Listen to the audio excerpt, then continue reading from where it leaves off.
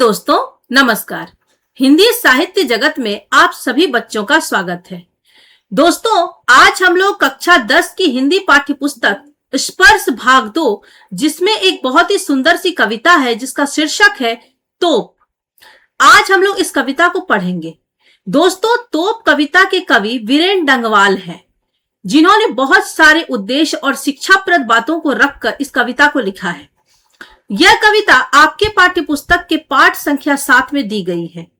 इस कविता के जरिए कवि ने हमें बहुत सारे मुख्य संदेश दिए हैं। जैसा कि जानते हैं कि हमारे देश में बहुत सारी ऐतिहासिक विरासतें हैं जिनका अपना अपना महत्व है। उन्होंने हमें यह सीख दिया है कि हमें उन सबको अपने धरोहर के रूप में संभाल कर रखना चाहिए, जितना हो सके उसकी रक्षा करनी चाहिए।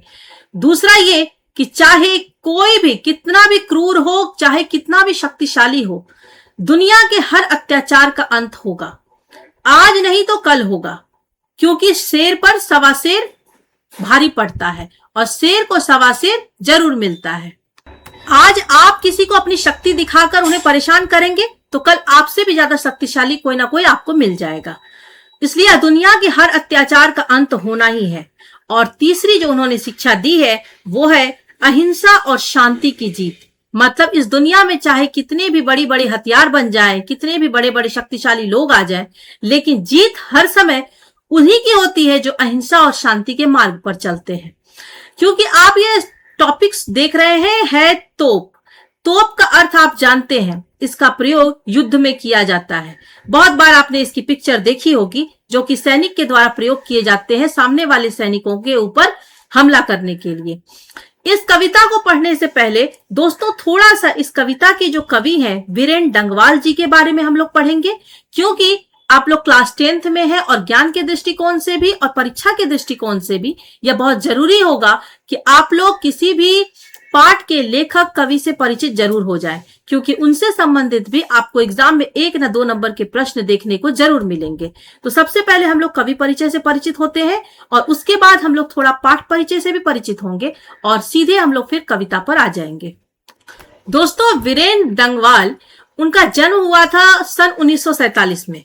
5 अगस्त 1947 को उत्तराखंड के टिहरी गढ़वाल जिले के कीर्ति नगर में इनका जन्म हुआ और इनकी आरंभिक शिक्षा नैनीताल में और उच्च शिक्षा इलाहाबाद में हुई।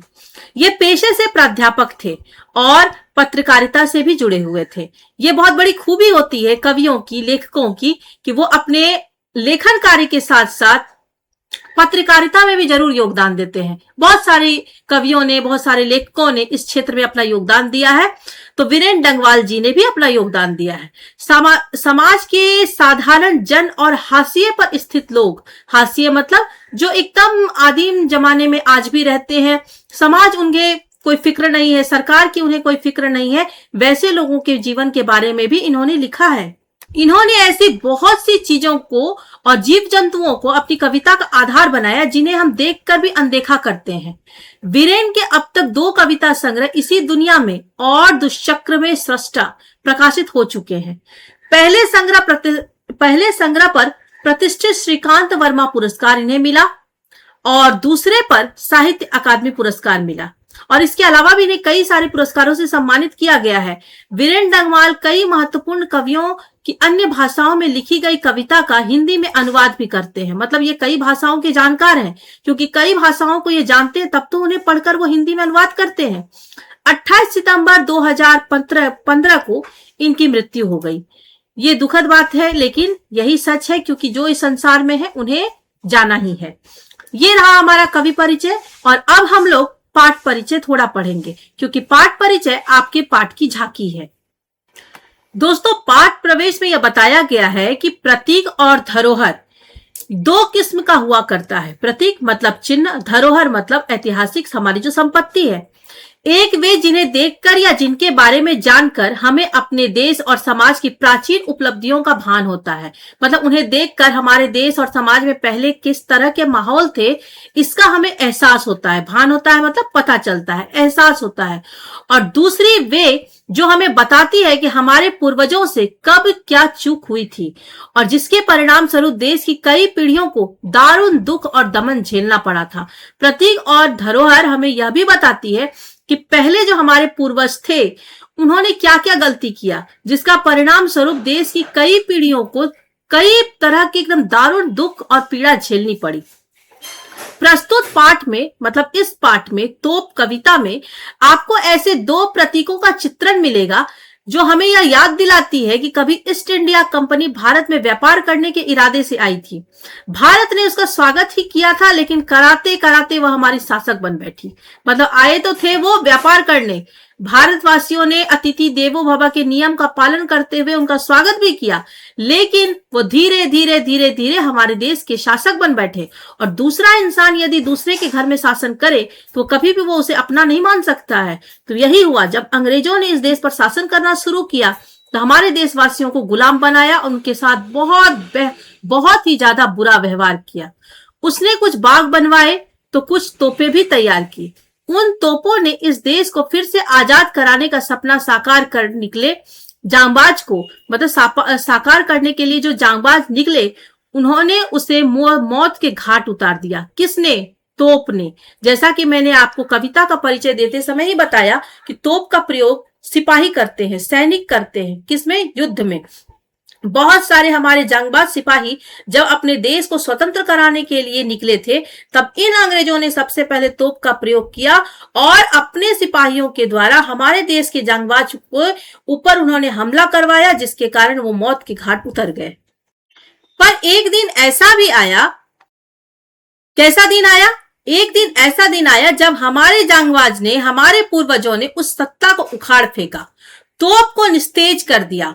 और फिर भी हमें इन प्रतीकों के बहाने यह याद रखना होगा कि भविष्य में कोई और ऐसी कंपनी यहां पांव ना जमाने पाए जिसके इरादे नेक ना हो और यहां फिर वही तांडव मचे जिसके घाव अभी तक हमारे दिलों में हरे हैं। हरे हैं मतलब घाव जब जिंदा होता है, मतलब वो खत्म नहीं हो चुका होता है, सूख नहीं चुका होता है, तब तक वो हरे रहते हैं, बहुत दर्द देते हैं। तो आज जो हमारा हम लोग जो है अभी भी अपने देश की गुलामी की जो पीड़ा है आज भी उसे याद करते हैं तो हमारे शरीर सिहर उठते हैं। आज भी वो हमारे दिलों में, हमारे वो घाव हरे ही है।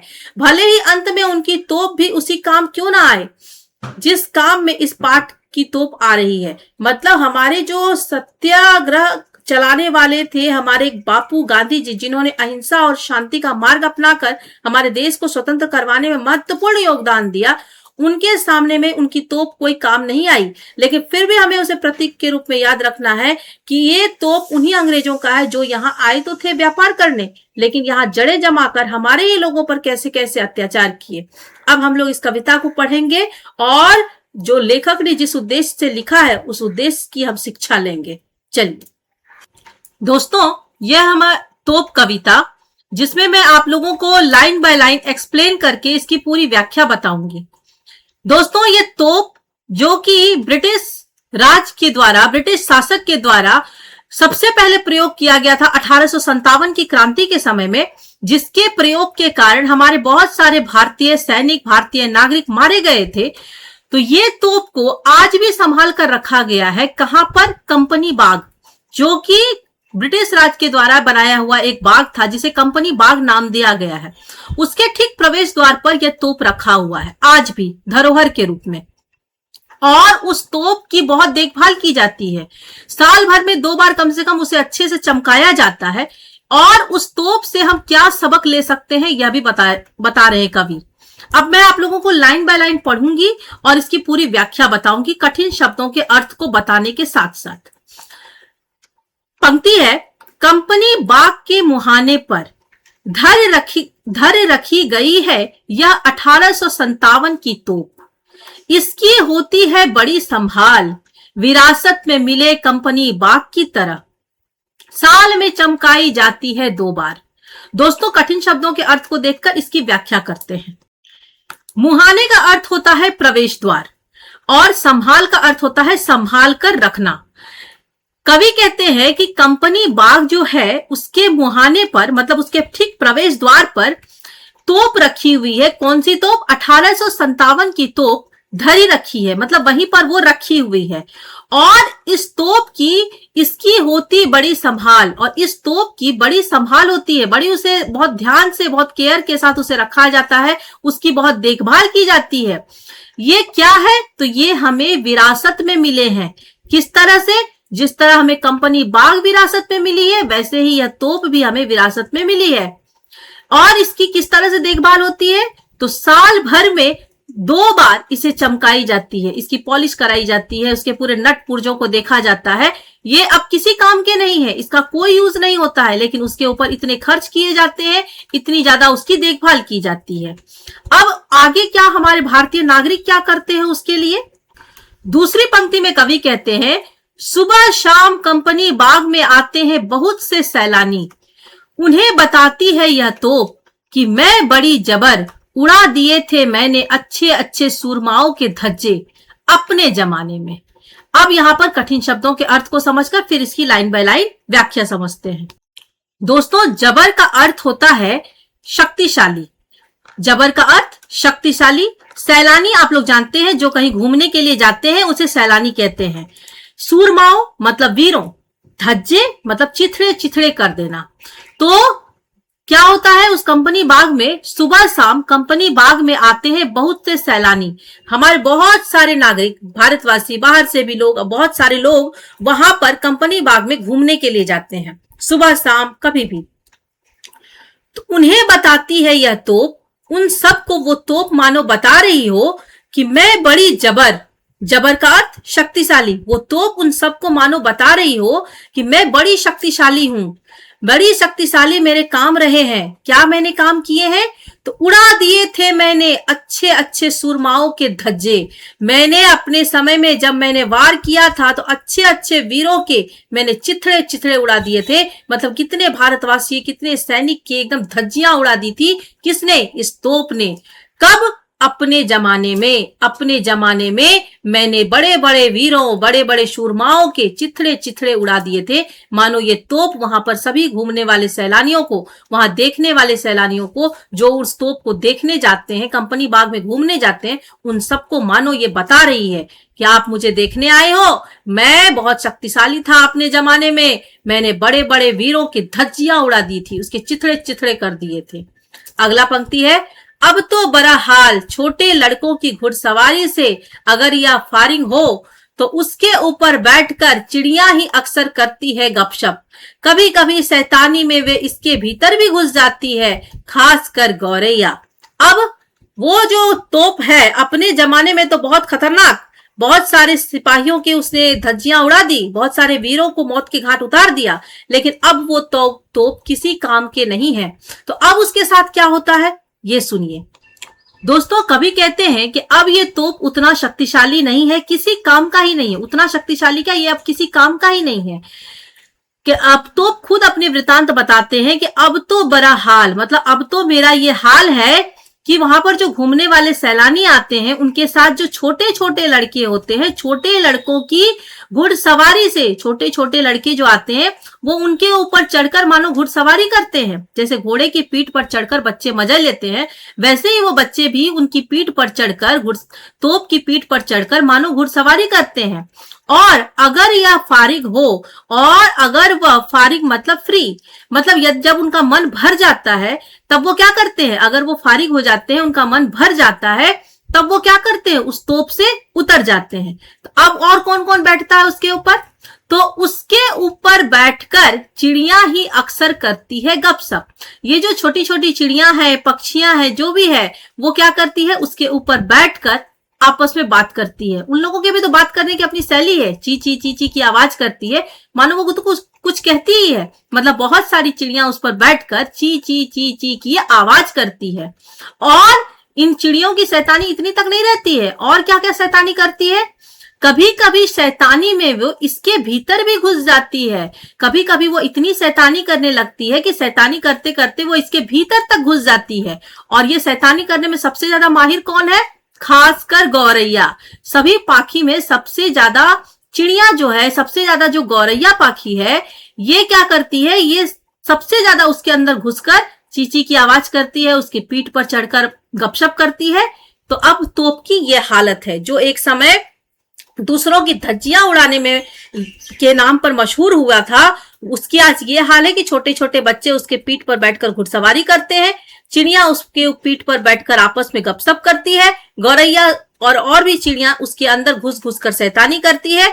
तो ये हमें बताता है कि चाहे कोई कितना भी अत्याचारी हो, उसका अंत होना ही है। दोस्तों आगे की पंक्ति है, वे बताती है कि दरअसल कितनी भी बड़ी हो तोप, एक दिन तो होना ही है उसका मुंह बंद। ये अंतिम पंक्ति है इस कविता की। तो यहां पर क्या बताया गया कि तोप चाहे कितनी भी बड़ी हो, उसका एक ना एक दिन मुंह बंद होना ही है। लेकिन यहां पर तोप मात्र तोप नहीं है, तोप मतलब अत्याचार। मतलब अत्याचार चाहे कितना भी बड़ा हो, अत्याचारी चाहे कितना भी शक्तिशाली खूंखार हो, एक ना एक दिन उसका मुंह बंद होना ही है। मतलब उसका एक ना एक दिन अंत होना ही है। सत्य और अहिंसा के रास्ते पर चलकर शांति से यदि कोई अपनी लड़ाई लड़ती है या लड़ता है, तो उसकी विजय चाहे कितना भी अत्याचारी हथियार हो, चाहे कितना भी अत्याचार करने वाले लोग हो, शक्तिशाली शक्तियां हो, उस पर उसकी विजय होनी है। अहिंसा, शांति और सत्य से बड़ा शस्त्र दुनिया में कोई भी नहीं है। तो दोस्तों यह पाठ यही समाप्त हुआ और इसके साथ ही हम लोगों ने तोप कविता को पढ़कर बहुत अच्छी तरीके से उसके भावार्थ को, उसके मर्म को समझ लिया है। कवि ने जो हमें सीख देने की कोशिश की है, हमें उनका संदेश मिला और हमें पूरी कोशिश करनी है कि उनके सीख को अपनाकर हम अपने जीवन को भी सार्थक करें। तो दोस्तों यह पाठ यहीं समाप्त हुआ। इसके साथ ही मैं अपना यह वीडियो भी यहीं समाप्त करती हूँ। यदि आप लोगों को मेरा वीडियो अच्छा लगा तो प्लीज इसे लाइक करें, कमेंट बॉक्स में कमेंट करें और जितनी जल्दी हो सके प्लीज मेरे चैनल को सब्सक्राइब कर लें, ताकि मेरी आने वाली हर अगली वीडियो सबसे पहले आप लोग तक पहुंचे। तो चलिए दोस्तों, अब मैं आप लोगों से विदा लेती हूँ। बहुत बहुत धन्यवाद। अगली वीडियो में आप लोगों को दूंगी इसी पाठ के प्रश्न उत्तर से संबंधित, जो आपके एग्जाम में आपकी बहुत हेल्प करेगा। तो ठीक है दोस्तों, अब bye bye. Thank you so much.